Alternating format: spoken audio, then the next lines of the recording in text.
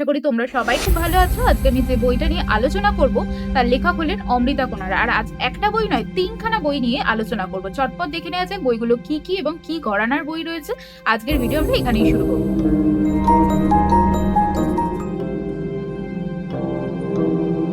প্রথম বইয়ের নাম মায়াজাদক অরাজকতা এক্সক্লুসিভ, অমৃতা কোনারের লেখা। গল্পের নামটি শুনেই বোঝা যাচ্ছে যে এটা একটা থ্রিলার বই। 183 পেজ, দ্বীপ প্রকাশন থেকে প্রকাশিত। এছাড়াও বইয়ের অন্যান্য সমস্ত ডিটেলস আমি দিয়ে দেবো ডেসক্রিপশন বক্সে, তোমরা সেখান থেকে চেক করতে পারো। এই বইটার যেটি প্রধান চরিত্রে রয়েছেন মহিলা পুলিশ অফিসার দইতা। একটা খুব সাধারণ খুন হয়ে যাওয়ার কেসকে কিভাবে থেকে মোড় ঘুরে যাবে সেটা কিন্তু দেখার মতো এই গল্পে। গল্পের শুরুতে একটা খুন হবে এবং সেটা অত্যন্ত মামুলি খুন হিসাবে প্রথমে দেখা হবে। এবং গল্পটা কি নিয়ে তোমাদের সেই বিষয়টা একটু বলি। এই গল্পটা মায়েদের নিয়ে তোমরা বলতেই পারো। মা হওয়ার অনুভূতি কতটা যে গুরুত্বপূর্ণ, কতটা আনন্দের, এটা তারাই বোঝে যারা এই সৌভাগ্য থেকে বঞ্চিত। এবং সমাজ, শ্বশুরবাড়ির সংসার চোখে আঙুল দিয়ে যখন দেখিয়ে দেয় যে তোমরা ব্যর্থ, এবং এই অনুভূতিটিকে নিয়েই যখন লোকে ব্যবসা করে, তখন যে সেটা কি নিদারুণ মারাত্মক হয়ে ওঠে একজন মায়ের কাছে, এবং সে তার জন্য কি কি করতে পারে সেটা কিন্তু এখানে ভীষণ ভালোভাবে দারুণভাবে দেখানো হয়েছে এবং তুলে ধরেছেন লেখক। এই গল্পটা আমার দারুণ লেগেছে। এই গল্পটা সিরিয়াল কিলিং নাকি এটার পিছনে রয়েছে কোনো একটা বড় মাথা, তারা কি উদ্দেশ্যে খুন করছে, কেন করছে, আসল কি গল্প, এগুলো জানতে গেলে কিন্তু বইটা অবশ্যই পড়তে হবে। এবং বইটা এক কথায় দারুণ লেগেছে আমার। আমরা মায়েদের এই ধরনের গল্প অনেক সময় কিন্তু দেখে থাকি, যারা মা হতে পারেন না তাদের গল্প বেশি রকম তুলে ধরা হয়। কিন্তু এই গল্পে লেখক তুলে ধরেছেন যারা মা হওয়ার চয়েসটাই তাদের কাছে ছিল না, তারা কি মা হতে চায় নাকি হতে চায় না, সেই চয়েসটাই তাদের কাছে নেই। সেই রকম কিছু গল্প লেখক কিন্তু এখানে তুলে ধরেছেন। সেই রকম একটি ঘটনাও এখানে লেখক তুলে ধরেছেন। দারুণ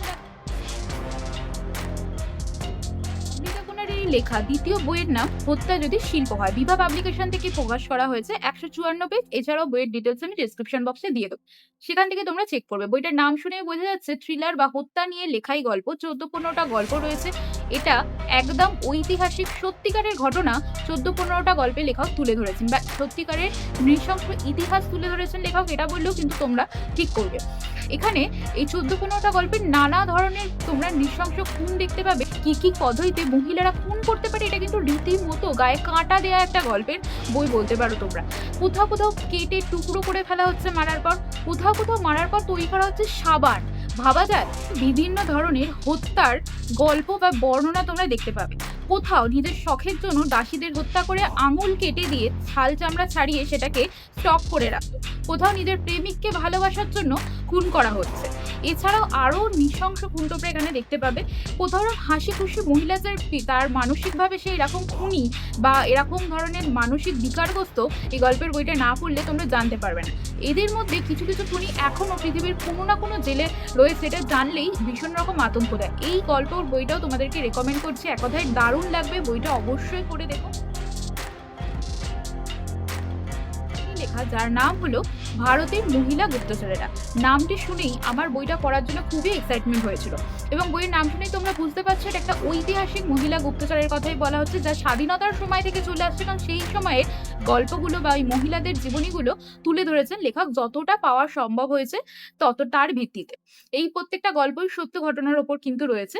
এখানে কোনো গল্পে তোমরা দেখতে পাবে খুব গরিব অভাবের সংসারে একটি ছোট্ট বাচ্চা মেয়ে বড় হওয়ার পর সে যখন স্বাধীনতার ব্যাপারে জানতে পারে, ভারত মাতার ব্যাপারে জানতে পারে, সে কিন্তু স্বাধীনতার এই সংগ্রামে যোগদান করেছিল।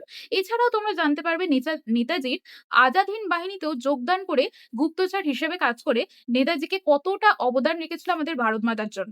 এছাড়াও বিভিন্ন গুপ্তচরের, নারী গুপ্তচরের কথা তোমরা এখানে জানতে পারবে, যারা সংসারের মধ্যে থেকেও নানা অত্যাচার সহ্য করেছে কিন্তু এই স্বাধীনতার জন্য গুপ্তচর হিসেবে কাজ করেছে। এছাড়াও কোথাও স্বামী স্ত্রী দুজনেই গুপ্তচর হিসেবে স্বাধীনতার জন্য কাজ করেছে। এই বইটারও প্রত্যেকটা পাতা পড়লে বেশ থ্রিলিং লাগে যে এরকম মহিলা গুপ্তচর বেশ কিছু রয়েছে যাদের কথা আমরা জানতে পারি না। তাদের মধ্যে বেশ কিছু মহিলাদের কথা লেখক এখানে তুলে ধরেছেন, এবং অবশ্যই কিন্তু বইটা আমাদের সকলের পড়ে দেখা উচিত। এই বইটার লিঙ্ক আমি তোমাদের দিয়ে দেবো, সমস্ত বইটার ডিটেলস আমি ডেসক্রিপশন বক্সে দিয়ে দেবো, সেখান থেকে অবশ্যই চেক করো এবং ভীষণ ভালো লাগে। এই 3টে বই আমি তোমাদেরকে রেকমেন্ড করছি, আমার ভীষণ ভালো লেগেছে। এছাড়াও লেখকের বাকি আরো অনেক বই রয়েছে যেগুলো আমি পড়ে অবশ্যই তোমাদের পার্ট 2 হিসাবে একটা ভিডিও নিশ্চয়ই আনবো। এটা পার্ট 1 বলতে পারো অমৃতা কোনারের লেখার এই 3টে বইয়ের ওপর।